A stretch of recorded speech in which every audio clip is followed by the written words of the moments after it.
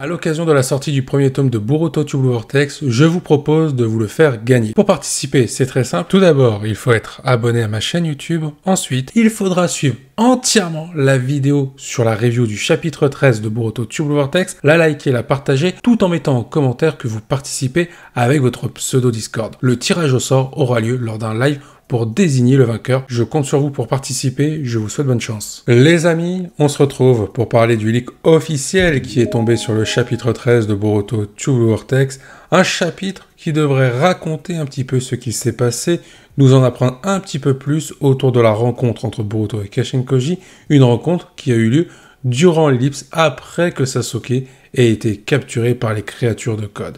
Donc un chapitre qui s'annonce prometteur avec des explications pouvant amener encore plus de mystère. Bien sûr, si vous souhaitez plus d'informations, n'hésitez pas à me rejoindre sur mon serveur Discord. En attendant, découvrons ensemble ce leak. Sur cette page du chapitre 13, on peut voir que c'est un événement du passé avec la rencontre entre Boruto et Kashin-Koji. Boruto demande à celui-ci est-ce qu'il le connaît vraiment. Il est à noter que le lieu de leur rencontre, c'est un repère d'Orochimaru abandonné. Pour rappel, ce chapitre sortira le 20 août 2024. Alors, est-ce que ce chapitre sera un chapitre full flashback ou un chapitre mi-flashback?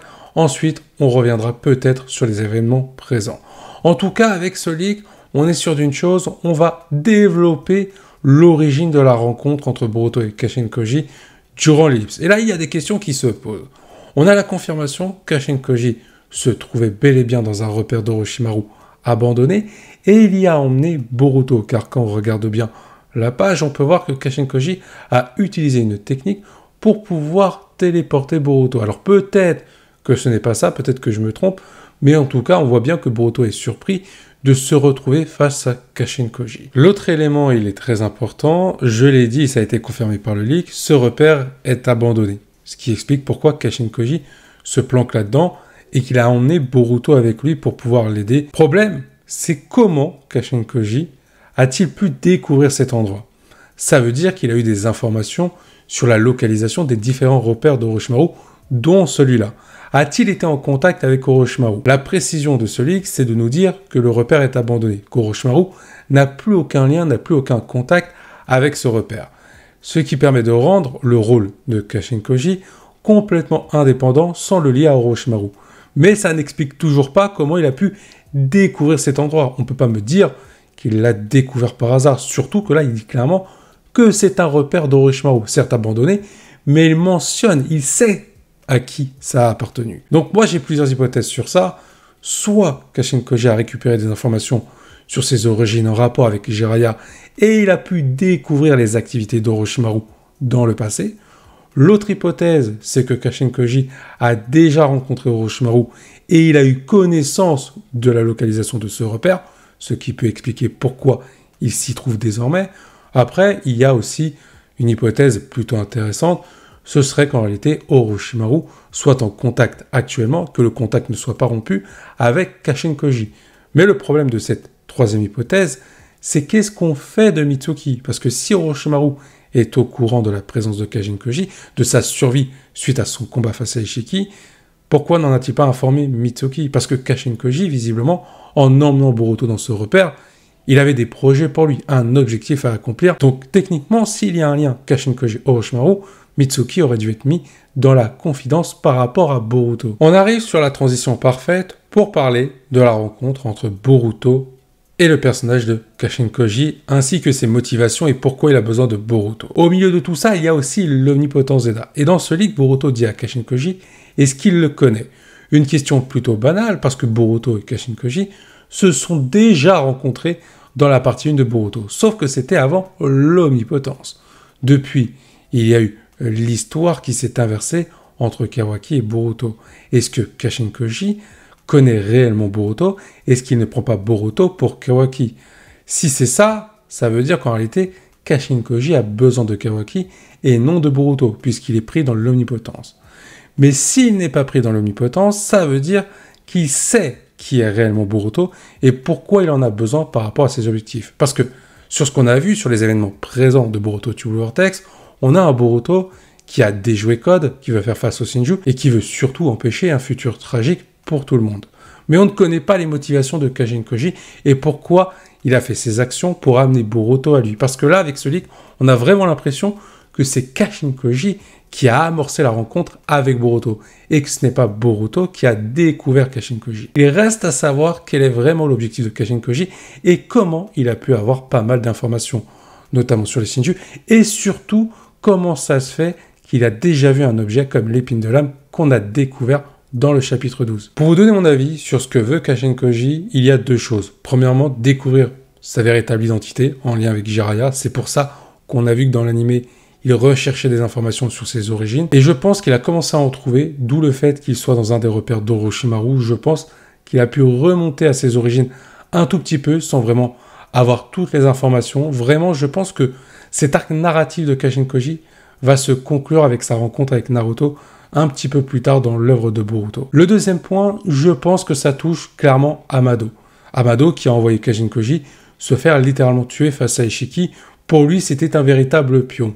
Je pense que Kashin Koji va vouloir se venger d'Amado, car il est peut-être au courant des plans de celui-ci. Amado, du coup, en voulant éliminer Ishiki, il s'est servi de Kashin Koji pour faire une pierre de coups, parce que Kashin Koji avait des informations compromettantes sur lui. Malheureusement, il a survécu, et ça ne va pas arranger ses affaires, surtout si Kashin Koji a dévoilé des informations sur Amado à Boruto. Alors pourquoi se servir de Boruto? Tout simplement par rapport à la puissance. Kashin Koji en a vu, il ne faisait pas le poids face à Ishiki. Et le Boruto qu'on voit là, est-ce qu'il pourrait faire face à Ishiki? Peut-être pas. On ne connaît pas réellement l'échelle de puissance de Boruto par rapport à celle d'Ishiki à l'époque. Mais il aurait déjà beaucoup plus de chances d'atteindre un niveau similaire que Kashin Koji. Clairement, le niveau de Boruto là, c'est capable de neutraliser Code et de tenir tête au Shinju, notamment de battre Hidari avec l'appui de Sarada. Pour parler aussi du moment de la rencontre, parce que c'est intéressant de le savoir, on le sait que durant l'ellipse, il y a eu plusieurs événements. Premier événement, Boruto a été traqué par les shinobi à cause de l'omnipotence d'Eda, il a été aidé par Sasuke, et ils se sont retrouvés face à Code après que Boruto se soit entraîné face à Sasuke. La suite, on la connaît, Sasuke s'est sacrifié permettant à Boruto de s'enfuir, mais Sasuke a fini emprisonné par les créatures de Code, donnant lieu à la naissance de son alter ego, notamment Hidari. Par la suite, on ne le savait pas jusqu'à maintenant avec ce chapitre 13 qui visiblement va nous donner l'information, par la suite Boruto va rencontrer Kashin Koji. Je pense que c'est arrivé quasiment juste après ce qui est arrivé à Sasuke.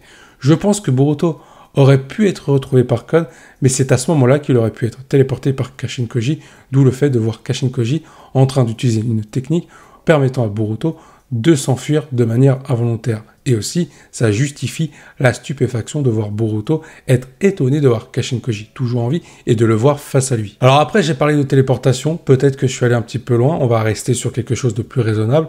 Dans ce leak, il est dit que Kashin Koji utilise des grenouilles artificielles et que Boruto a déjà communiqué avec l'une d'elles. Il est possible que l'une des grenouilles que Boruto a rencontrées l'ait amené à cet endroit pour qu'il y ait une rencontre physique entre Boruto et Kashin Koji. Parce que Kashin Koji dit que lorsqu'il utilise une grenouille, quand elle parle, ce n'est pas la grenouille qui parle, c'est lui qui parle. Donc, au final, il y a dû y avoir un premier contact vocal entre Boruto et Kashin Koji, amenant à leur rencontre physique. Pour en revenir sur la structure de ce futur chapitre, je l'ai dit en début de vidéo, il y a deux possibilités. Soit on va avoir un chapitre entièrement que sur des flashbacks pour raconter l'origine de la rencontre entre Boruto et Kashin Koji, et je pense que du coup, ce serait à ce moment-là qu'on apprendrait pas mal de choses sur Kashin Koji et comment il peut avoir des connaissances sur l'épine de l'âme, ou l'autre hypothèse, ce serait tout simplement qu'on soit sur un chapitre avec 50-50, c'est-à-dire du flashback et le retour aux événements du présent.